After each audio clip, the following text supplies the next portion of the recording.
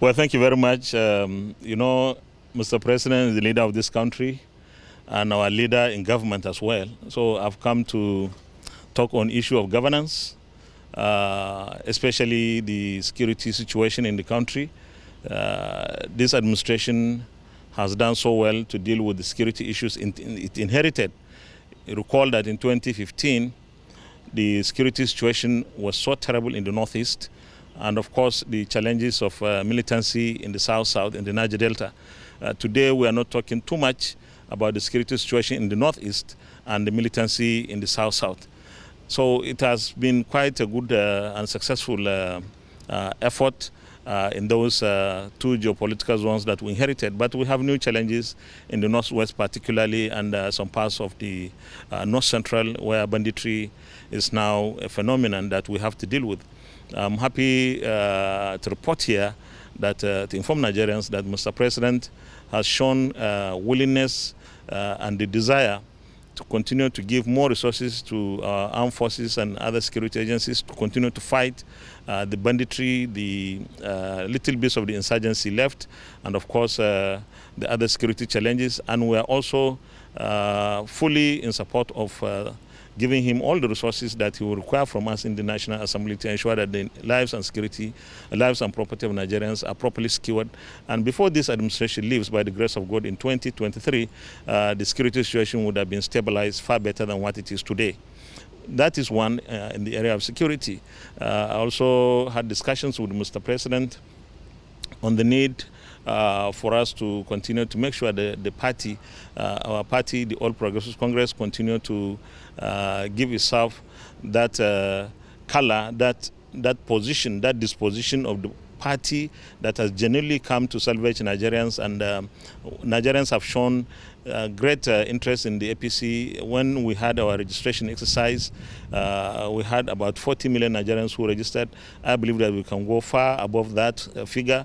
I was thinking we could register up to 100 million, and so we should make it possible for Nigerians to come out and register until we reach that kind of creamy state of having half of Nigerians registering as members of the party.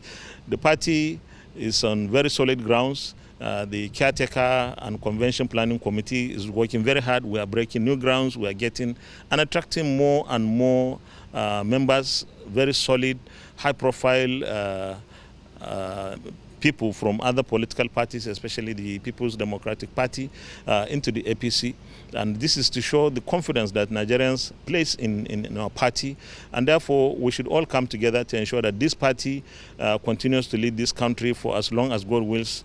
And Mr. President is in full support of ensuring that this party is built from the bottom up. And that is what we are all trying to do. If there were any disagreements, these are normal things that happen in political parties. In fact, even within families, people sometimes may hold different views, but at the end of the day, the focus, the direction, and the target is always the same. That is to say that we are on our way on a march to ensuring that we complete the other congresses that will hold, the local government congresses that already has been slated for the 4th of September, I think, the other subsequent congresses, and ending up with the convention probably at the end of the year, when the convention committee will fix the date. But I believe that what Mr. President is happy about is that the party is waxing stronger and stronger, and more Nigerians are showing their support and their commitment and their desire to be members of this great party. We also had discussions on the budget 2022. We believe that the budget 2022 will be the icing on the cake, so to speak.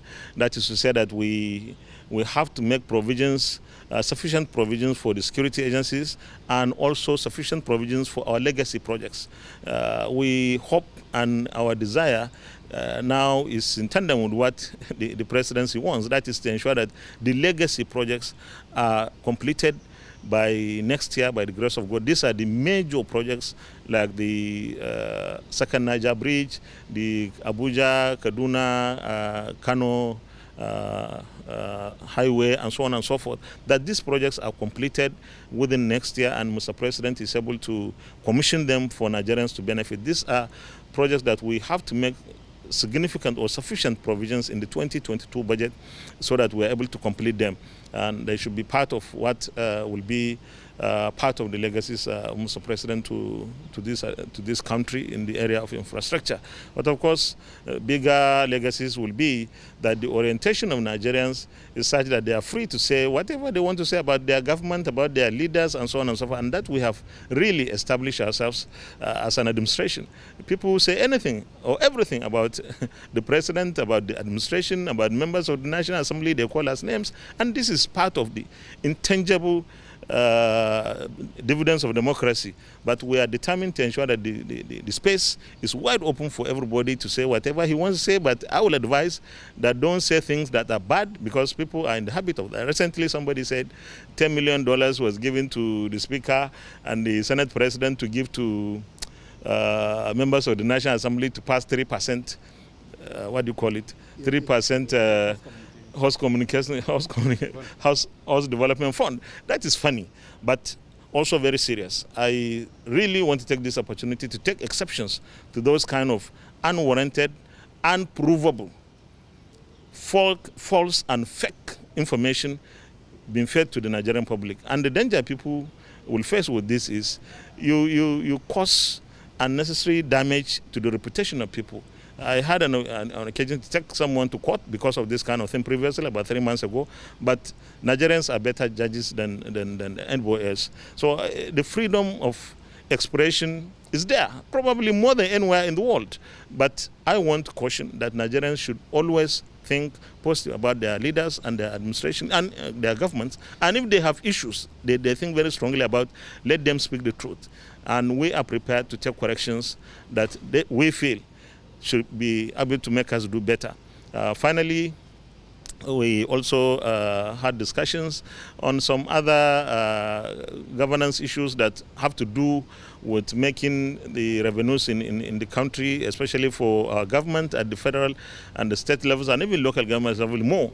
There are so many agencies of government that are not remitting their revenues, the internally generated revenues, and this is something that we have to address, and address as stiffly as possible and as quickly as possible, because we need to find a way of reducing the borrowing that we do. So if there are areas that we can now get revenues that will help us reduce the amount of borrowing, then so be it. And this is something that we all agree with Mr. President, that we should continue to look at those areas that we need to improve on revenue collection, generation and collection. And thank God we are on the same page with Mr. President on all these issues. And for us, it's a renewal of our commitment to Nigerians and to the administration, that in the National Assembly, our focus is Nigeria. Our priority is Nigeria. We have no personal interest in anything. What will make Nigeria better is what concerns us. At the end of the day, we will have a date with history, and we want to be on the right side of history.